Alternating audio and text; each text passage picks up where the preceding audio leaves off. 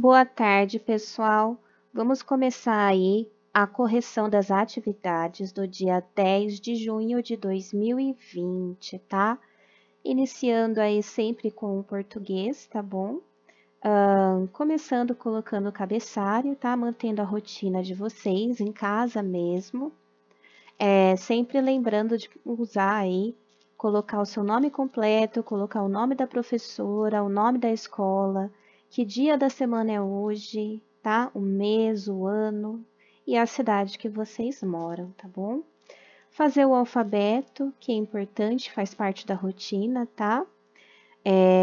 Alfabeto cursivo e em letra de forma também, para a criança tá aí praticando o uso das duas letrinhas, tá bom? Para fazer o cabeçalho e o restante das atividades, ela pode usar a letrinha que ela se sentir mais confortável. Se ela gosta de usar a letra cursiva, pode deixar ela usar a letra cursiva. Se ela prefere usar a letra de forma, tranquilo, ela pode usar para estar copiando e fazendo as atividades, tá bom? Mas mesmo você que usa a letrinha de forma, na hora de fazer o alfabeto, tem que fazer o de letra cursiva, tá? Maiúsculo e minúsculo, porque é importante que vocês conheçam os dois tipos de letras, tá? Para conseguir estar lendo qualquer tipo de escrito. É bom praticar. Lá para frente, você vai escolher a letra que você quer usar, tá? Ninguém vai exigir de você outra coisa. Porém, é importante que você saiba reconhecer todos os tipos de letra, tá bom? Então, vamos começar as atividades de português. As atividades de hoje estão no livro Trilhas da Aprendizagem. A gente já está na aula 8. Você sabia? 2. Então, a gente começou a trabalhar essa semana textos informativos, tá? Que trazem informações, curiosidades, geralmente são retirados de revistas, tá? Ontem a gente estudou sobre os anfíbios, né? Não, os anfíbios foi na segunda. Ontem a gente estudou sobre o gafanhoto, né? E hoje a gente vai ver um outro tipo de texto informativo sobre o bichinho, que é o mico-leão dourado, tá? Então vamos lá para o livro Trilhas da Aprendizagem, página 18, 19 e 20. Eu estou aqui na página já, ó, página 18, tá? No livro de vocês, sempre coloca a data que você está fazendo essa atividade. Mesmo aqueles que estão um pouquinho atrasados, porque demoraram um pouco mais para retirar o material, tá? Vou fazer a atividade de segunda-feira hoje, só que eu não consegui ficar em dia com as atividades ainda. Não tem problema, coloca a data do dia que você está fazendo, tá? Você está fazendo a aula de segunda no dia 10, coloca dia 10 lá no seu livro, para ficar registrado o dia que você fez a atividade. Como eu falei, esse pessoal que está um pouquinho atrasado, que retirou o material depois, teve algum tipo de atraso, esse pessoal que atrasou pode estar recuperando o tempo perdido no final de semana ou nos feriados. Amanhã, quinta-feira, é feriado, é um dia, uma oportunidade de repor a lição que está atrasada, tá? E tá adiantando aí as suas atividades para acompanhar o resto da turma, tá bom? Então, vamos lá. Aula 8, Você Sabia 2. Trilha de conhecimentos. Leia o texto abaixo. O mico-leão da cara preta foi descoberto em 1990. Na ilha de Superagui, no Paraná, essa espécie tem um corpo dourado e a cara, claro, só poderia ser preta. Seus hábitos não são muito diferentes dos demais micos. Eles costumam viver em grupos familiares, com cerca de 5 indivíduos, que em geral inclui um casal em idade reprodutiva e seus filhotes de diferentes gestações. Das 4 espécies de mico-leões, o da cara preta é a que se encontra mais seriamente ameaçada de extinção, devido à caça, ao tráfico de animais, à fragmentação e à perda de áreas de Mata Atlântica. Então, aqui embaixo tem da onde foi tirado, tá? Da Ciência Hoje para Crianças. Essa matéria é de 2003, tá? Nossa, antiga, né? Então, vamos lá. esse é um textinho informativo sobre o mico-leão da cara preta, tá? Ele é ameaçado de extinção. E aí tem as informações sobre ele, o lugar onde ele é encontrado, como ele vive, tá? A atividade 1, ela vai pedir o seguinte, ó. Agora preencha o quadro com algumas informações do texto lido. Características do mico-leão da cara preta e motivos da ameaça de extinção. Então, quando ele pede características, a gente tem que buscar lá no texto, ó. Mico-leão da cara preta. Onde ele é encontrado, ó? Na ilha de Superagui, que fica no Paraná. O que mais? Ele tem o corpo dourado e a cara preta, tá? Isso é uma característica dele, tá bom? Corpo dourado e a cara preta. Os hábitos, tá? Costumam viver em grupos familiares com cerca de 5 indivíduos, tá? Então, o texto aqui não fala nada sobre alimentação, sobre o tempo que ele vive, quantos centímetros ele tem, tá? As únicas informações que trazem sobre o mico-leão da cara preta são essas que eu destaquei.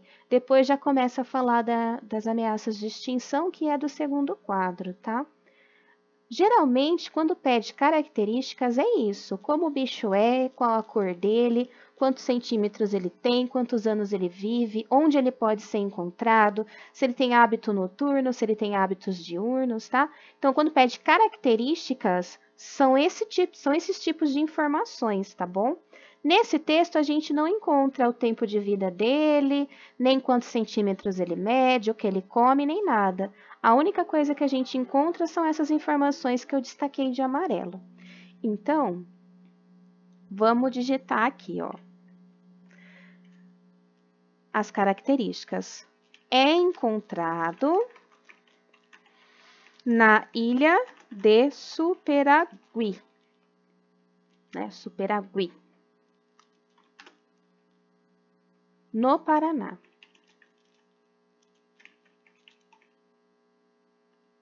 Possui corpo dourado e cara preta. Característica dele, a cor do corpinho dele, tá?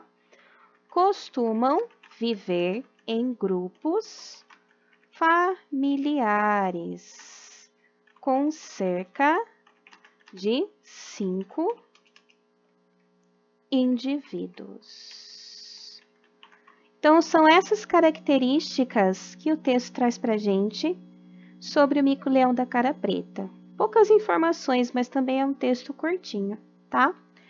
E agora, o segundo quadrinho, ele pede para a gente os motivos da ameaça de extinção, ó. Das 4 espécies de micos-leões, o da cara preta é que se encontra seriamente ameaçado de extinção. Por quê? Aí tá aqui, ó.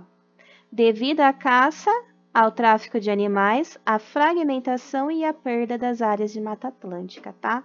Então, os principais motivos da ameaça de extinção são a caça, o tráfico, tá? Sendo um animal, um macaquinho tão bonitinho, né? Eles costumam capturar esses animais da natureza e vender, tá? Muitas vezes para estrangeiros.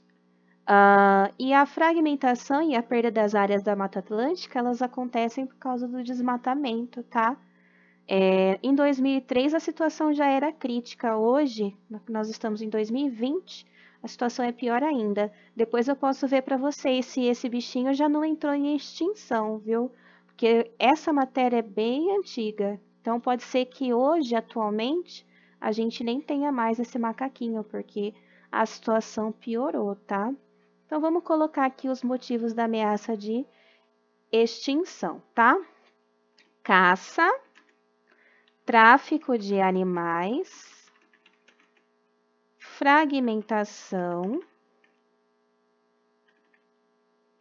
e perda de áreas de Mata Atlântica. Para quem não sabe, a Mata Atlântica, ela possui uma vegetação diferente, tá? A gente estuda em geografia vários tipos de vegetações, tá? E existem animais que eles têm O tipo de vida deles é de acordo com a vegetação que eles vivem. Por exemplo, se você pega esse macaquinho, que está acostumado com uma vegetação da Mata Atlântica, que tem mais árvores, é uma mata mais fechada, o tipo de fruta que tem lá, que provavelmente ele se alimenta, você pegar esse animalzinho e colocar ele num cerrado, que é um clima mais seco, que tem uma mata aberta, que não vai ter o tipo de comida que ele come, ele não vai sobreviver, tá? Então, quando a gente desmata, a gente acaba com a Mata Atlântica, com esse tipo de vegetação que é a Mata Atlântica, a gente está prejudicando o habitat desse animalzinho, tá? E é por isso que ele acaba entrando em extinção. Ele perde o habitat dele, ele perde a alimentação que ele costuma ter e o abrigo, tá? O local que ele vive, o clima que ele vive, tá? Então, é por isso que também ajuda aí o animalzinho entrar em extinção, tá? Extinção quer dizer deixar de existir, tá bom? O animalzinho, ele não é mais encontrado, tá? Quer dizer que se ele está ameaçado de extinção, é que tem poucos animaizinhos desse tipo. E a causa são essas daqui, tá? Caça, tráfico, desmatamento, tá bom? Então, aí na fichinha do texto informativo ficava desse jeitinho, tá bom? Todas as informações retiradas do texto. Então, vamos aqui para a atividade 2. A atividade 2, ela traz algumas adivinhas sobre animaizinhos, tá? Então, vocês podiam estar aí fazendo com a mãe, o pai, a avó, o tio, a tia, a pessoa que mora com vocês, que está fazendo atividade junto com vocês. E vocês podem brincar dessas adivinhas, fazer para as pessoas em casa, tá? Eu gosto muito de adivinhas, então vamos lá. Letra A. É um bicho pequeno, tem 4 patas. Suas patas são pequenas. Anda devagar e carrega a casa nas costas. Qual é o bicho? Aí a gente lembra que tem uma adivinha que fala do caracol, né? Que carrega a casinha nas costas. Só que a gente vê uma informação aí de que o bicho tem 4 patas. Então o caracol não tem 4 patas. Que bichinho que tem 4 patas e carrega a casa nas costas? Seria a tartaruga, tá? A tartaruga que tem as patas curtinhas aí. Além da tartaruga, também tem... Ai, como é que chama? Como é que chama aquele? É jabuti. Tem o jabuti também, que tem um casco nas costas, tá? E tem as perninhas curtas. Mas como a tartaruga é mais conhecida, eu vou deixar a tartaruga aí, tá bom? Letra B. É um inseto, pode ser visto nos jardins. Está sempre em grupos, não voa e trabalha bastante. Qual é o bicho? Um animalzinho, um bichinho, um inseto, tá? Que tem aí a característica de ser trabalhador, que tem até uma fábula sobre o trabalho, né? Ser esforçado. É a formiga, tá? E a formiga que anda aí em grupinhos, tá? Tem o formigueiro e que são bastante trabalhadoras. Letra C. É um bicho grande, tem 4 patas. Come vegetais, costuma ser criado em fazendas. Bebemos de seu leite. Qual é o bicho? A gente toma leite de vaca, né? É a vaquinha, tá bom? E aqui a letra D. É um bicho que voa, tem penas, é colorido. Seu bico é bem grande e bonito. Qual é o bicho? Eu fiquei bem em dúvida nessa daqui, porque eu pensei que quando ele fala que é colorido, eu pensei que talvez fossem as penas coloridas. Se a gente for pensar numa ave colorida, a gente pensa na arara. Só que aí traz a informação de que o bico é grande e bonito. Uma ave que tem o bico grande, bonito e colorido é o tucano, tá? Então, aí eu acredito que a resposta da letra D seja tucano, tá? E a atividade 3 era para você criar a sua adivinha, tá? Depois, se vocês quiserem mandar para mim, para eu ver como ficou a adivinha de vocês, vocês colocavam aí 4 características para a pessoa adivinhar que animalzinho é esse. Eu fiz a minha, tá? A minha eu fiz assim, ó. É um bicho que mia, tem bigodes, faz ronron quando tá contente. Que bicho é esse? É o gato, tá? Que é o meu bichinho favorito. Então, eu fiz uma adivinha sobre o gato, tá bom? Então, no livro Trilhas da Aprendizagem, essas eram as atividades de hoje. Eu coloquei uma atividade complementar para fazer no caderno, tá? Que era a separação de sílabas.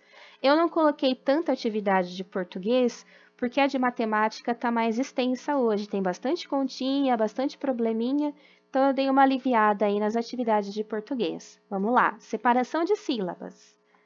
Ilha, ilha, 2 sílabas. Micos, micos, 2 sílabas. Casal, casal, 2 sílabas. Familiares, familiares. 1, 2, 3, 4, 5 sílabas. Extinção, extinção. Filhotes, filhotes, 3 sílabas. E a 2 era para você desenhar um mico que a gente conhece bastante. A gente viu sobre o mico da cara preta, né? Eu quero que vocês desenhem para mim o que a gente conhece, que é o mico-leão dourado, tá bom? Para desenhar ele para a gente aí no caderno. Se você já viu, se você já foi no Parque Ecológico, já viu. Então, provavelmente vai ser fácil desenhar. Se não for, se você não souber como é só pesquisar no Google que você encontra uma imagem dele, tá bom? Então, vamos para as atividades de matemática. Primeiro, no livro Trilhas da Aprendizagem, página 47 até a 50, que tinha uns probleminhas. Lá na frente no livro, página 47. Deixa eu voltar aqui, ó, prontinho. Página 47. Tá aí, põe a data de hoje, né, dia 10/6. E a gente tinha bastante probleminhas para resolver. Vamos para o primeiro probleminha. Em uma escola, há 2 salas de terceiro ano. Na classe do terceiro B, há 31 alunos. E na do terceiro C, 34 alunos. Quantos alunos estudam nos terceiros anos? Registre sua sugestão. Então, tá aqui. Se eu tenho 2 salas e eles querem saber o total, é só eu juntar. Eu tenho que fazer uma soma. 31 mais 34 deu 65. Resposta do probleminha: estudam 65 alunos nos terceiros anos. Aí, ele traz mais probleminhas e a maioria deles ele pede para explicar como você chegou naquela conclusão, tá? Eu coloquei aí como o pensamento funciona mais ou menos para a gente saber se é para fazer uma soma ou uma subtração. Mas você pode deixar do jeitinho que você pensou, tá bom? Ah, eu fiz assim por causa disso.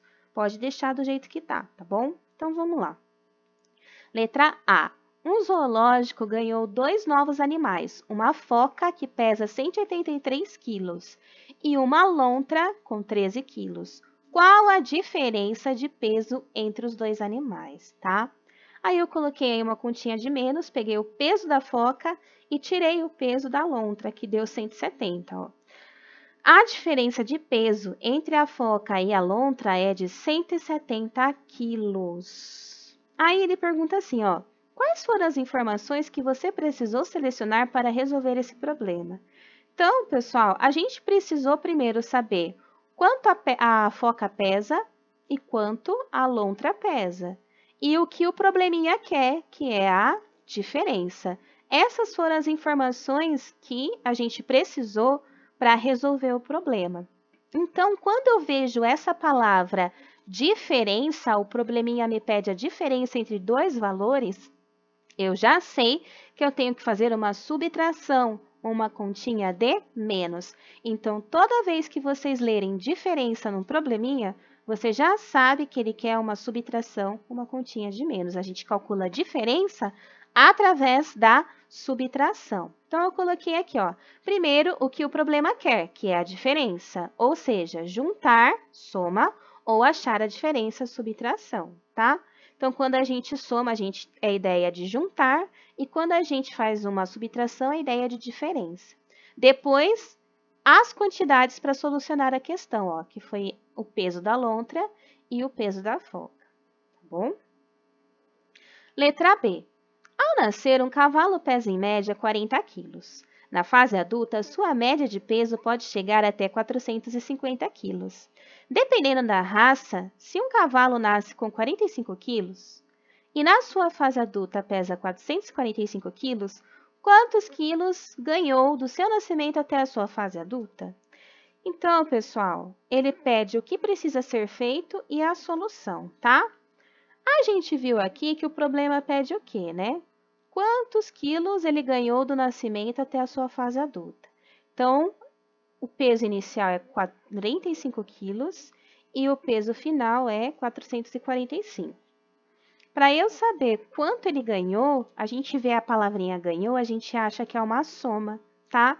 Mas se eu tenho um peso inicial menor que o peso final, ele não perdeu o peso, ele ganhou. E para eu saber quanto ele ganhou, a diferença entre esses pesos, eu preciso fazer uma continha de menos. Então, na verdade, embora esteja escrito ganhou, o probleminha vai pedir para mim a diferença, ó. A diferença entre 445, que foi o peso final, e 45, que é o peso inicial. O problema pede a diferença. Para encontrar a diferença, sabemos que podemos usar a subtração. Então, devemos nos atentar aos valores de peso que a questão solicita, tá? Aí eu faço 445 menos 45, que dá 400. Então, o cavalo, durante a sua vida, ele ganhou cerca de 400 quilos, tá bom? É importante você saber interpretar o problema, tá? Para poder solucionar. Para isso, você precisa ler o probleminha mais de uma vez, tá bom? Letra C. Edna adora seu álbum de figurinhas das Superpoderosas. No início de sua coleção, tinha 125 figurinhas. Ganhou algumas e ficou com 275. Quantas figurinhas ela ganhou? Então, vamos lá. Que informações você precisa selecionar para resolver este problema? Primeira coisa, eu preciso saber quanto ela tinha antes e com quanto ela ficou, tá? São essas duas informações que eu preciso para solucionar. O probleminha quer saber quanto ela ganhou.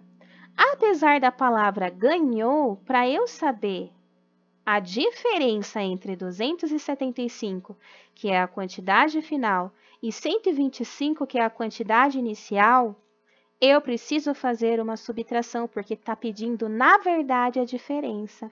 Isso está implícito no probleminha, e é por isso que você precisa interpretar. Para eu saber a diferença, eu preciso fazer uma continha de menos, tá bom?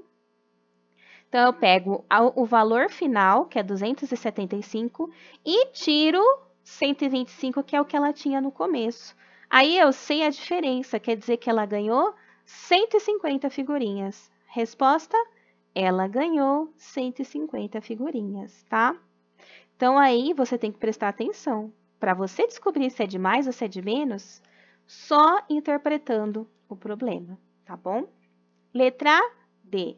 Ah, a letra D está depois. Tem um segundo probleminha na letra C aqui, ó. Rosa tem R$ 164 e sua prima tem 113. O que pode ser feito para que as duas meninas fiquem com a mesma quantia? Registre como você pensou e a solução. Então, vamos lá. Primeira coisa, a Rosa tem R$ 164 e a prima tem 113. O probleminha quer que as duas fiquem com a mesma quantia, tá?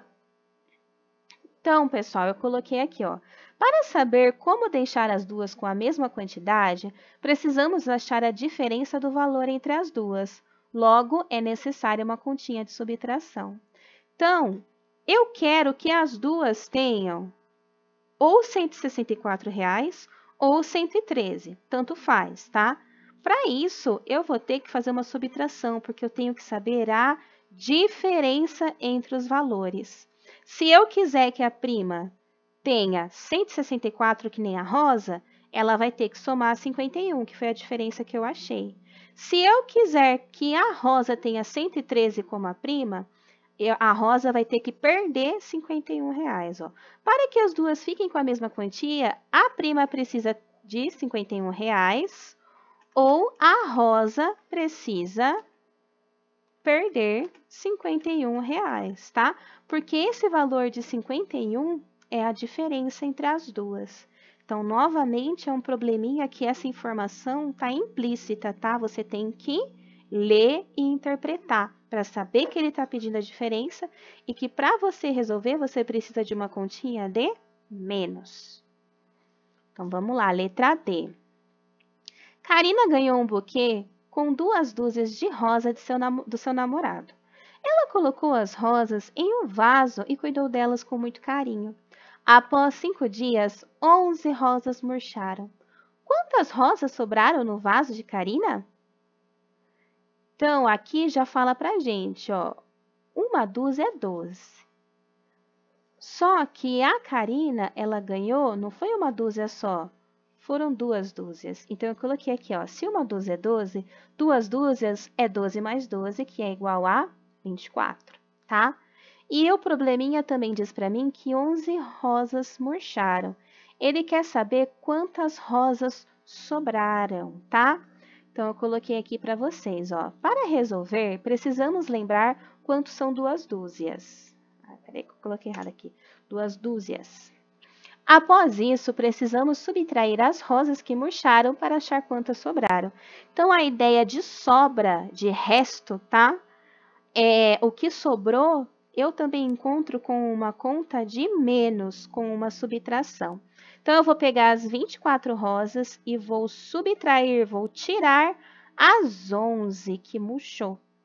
Vai sobrar 13 rosas. Então, a resposta do problema, sobraram 13 rosas no vaso de Karina. Letra E. No primeiro ano B, há alguns meninos e 23 meninas. Então, ele não me dá a quantidade de meninos, só a de meninas. No total, são 37 alunos. Quantos meninos há no primeiro ano B? Então, aqui eu vou pegar o total de alunos, que são 37. Não é essa informação que o probleminha me dá, ó? O total são 37 alunos. E eu sei quantas meninas tem. Para eu saber o total de alunos do primeiro ano B, para eu saber quantos meninos, né, tem no primeiro ano B, eu pego o total e tiro as meninas fora.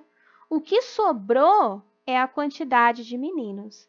Então, 37 menos 23 dá 14. Há 14 meninos no primeiro ano B. E eu coloquei aqui a forma como eu pensei, tá? Vocês colocam a de vocês. Para resolver, subtraímos do total de alunos a quantidade referente às meninas, tá bom? Então, vamos lá. Letra F. Pedro tinha 42 figurinhas. Ganhou algumas figurinhas ontem de uma amiga e ficou com 53. Quantas figurinhas sua amiga lhe deu? Então, vamos lá. As informações que eu preciso. Ele tinha 42. Ele ganhou algumas, a gente não sabe quantas, e ficou com 53. Para eu saber quantas figurinhas a amiga deu para o Pedro, eu vou precisar descobrir a diferença entre o total que ele tem agora e o que ele tinha antes, tá? Aqui, ó. Para resolver, precisamos subtrair a quantidade que ele tinha antes da quantidade final. Então, eu vou pegar as 53 figurinhas e tirar as 42 que ele tinha antes. Eu descubro a diferença de 11. Então, a amiga de Pedro lhe deu 11 figurinhas, tá? Registra aí, então, as continhas que você fez e a forma como você pensou para resolver. Eu registrei a forma como eu pensei. Se você pensou de uma forma diferente e acertou a resposta, pode registrar da forma como você pensou, tá bom? Agora, se você errou, se você fez continha demais, tenta rever aí aonde foi que você se enganou, tá bom? E reformular o seu pensamento sobre os valores corretos, ok? Então, vamos lá. Além dos probleminhas, eu tinha colocado uma lista de arme e efetue. Então, eu dava as continhas deitadas e pedia para vocês montarem essas continhas, tá? Aí, eu tenho todas elas resolvidas aqui do lado. Eram 8 continhas de mais e 8 continhas de menos. É só vocês darem um pause no vídeo e conferir cada uma delas para saber se os valores estão corretos e corrigir de acordo. Lembrando que várias continhas de subtração eram com reserva, ou seja, precisava emprestar da casinha do lado, como eu já havia explicado para vocês antes, tá? Qualquer dúvida é só mandar para mim, tá? Principalmente sobre esse tipo de continha com reserva, tá? Ou seja, com empréstimo, que vocês acabam se confundindo bastante. Qualquer dúvida, então, é só mandar para mim. Um beijo, tchau!